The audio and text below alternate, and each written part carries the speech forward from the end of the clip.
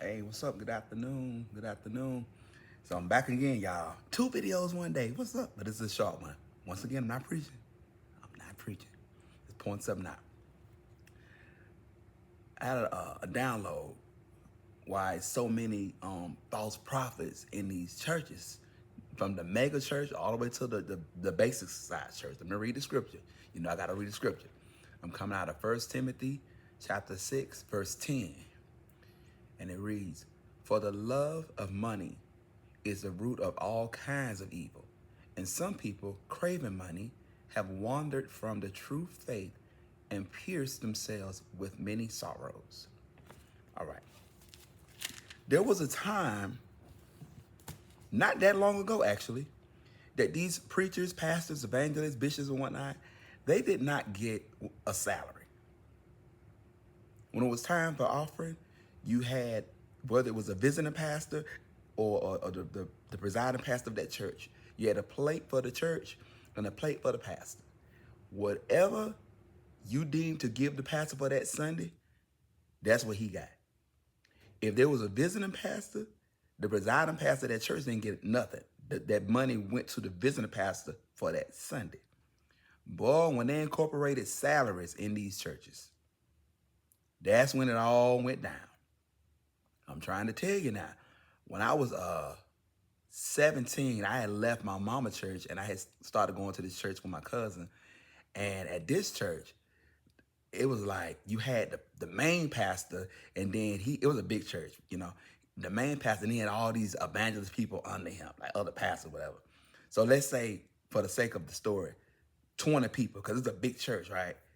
Do you know the main pastor and them 20 big time evangelists, they so the big pastor, he got a salary, right? He got a salary. But all of them, the evangelists and him, they paid for their houses and everything. Now, it was the way it was set up, like they didn't, I don't want to say they bought them a house. It was more like they was renting a house, but they paid, like that didn't come out of their salary.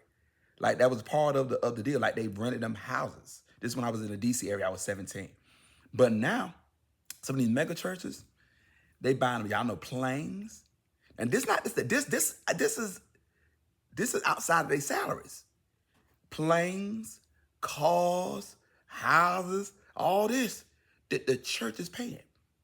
So that one script I need to find, will a man rob God? Yes, but it's not the person in the pulpit, the parishioner, it's them preachers. I remember some years ago, I was watching Leandra Johnson. She was going through her different things and trials and tribulations, but she's a celebrity, so made public. And she talked about, she didn't stay there on there too long because she know them demons probably gonna come after her. But she was talking about how a lot of them celebrities, they turn to be so-called preachers. Think about it. They already got the fan base, right? So they just go get them a church. I'm preaching now. Everybody go to their church. And I'm gonna tell you another thing too, y'all.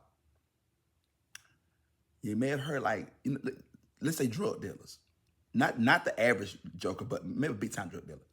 One way them jokers laundry money or hide money, a lot of them, I don't know about now, back in the day, they used to go get like barbershops. Cause I used to get my haircut when I was at Fort Benning, and that was the deal there. They owned this big time drug dealer. His daughter and son.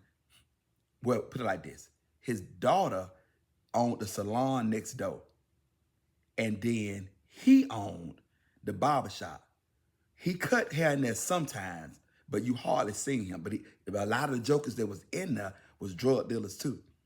That was their main job, but they hid their money through owning the barbershop thing. So like the celebrities, right? They go do these engagements, whatever, right? And they hide their money through their church. Because when you like a pastor and you a church and all that, you get certain tax write-offs and different things, and you could deem something, whether it be like a salary or payment, you could deem it as like a gift, a donation. It's one thing to be a gift and donation salary. It's kind of, I'm telling you, that's the love of money. So when you get all these false prophets, some of the jokers, they ain't supposed to be no preaching. God ain't calling them to be no preaching stuff. Some of them, but it's that money, and they run to the church to be a preacher because they got salary, getting paid. You know, Read. Look, there's some of the churches. They'll read, just like I read that one verse. They'll find one verse, read that one verse, and then that's it. That's they talk their text, and then they go on with their service. And some of them they're charismatic. They have a what's the people say about me? I got a big personality. And they can get people to jump in and all that. Don't let them sing, but singing pastor. Oh Lord, you know. And then they done did their little thing, and then they get their little check. Or ain't little, some of them big checks.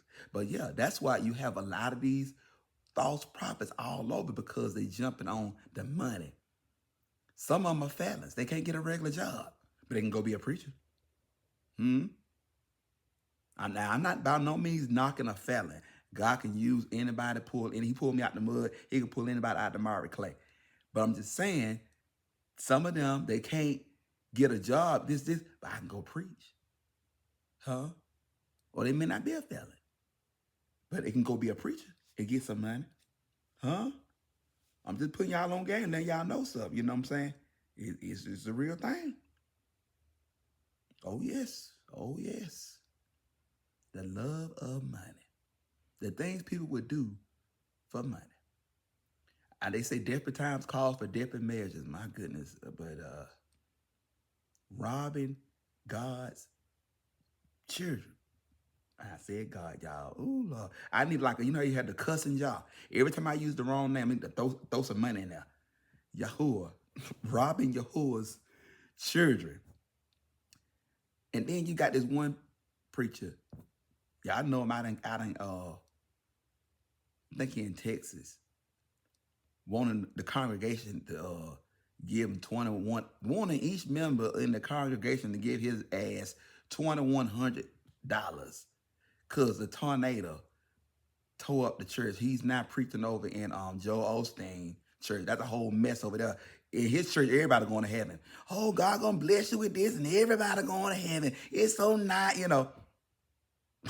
That's a bunch of crap.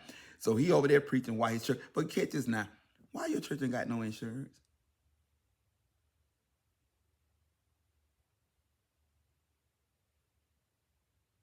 No, the screen didn't freeze. I'm just like, are you serious?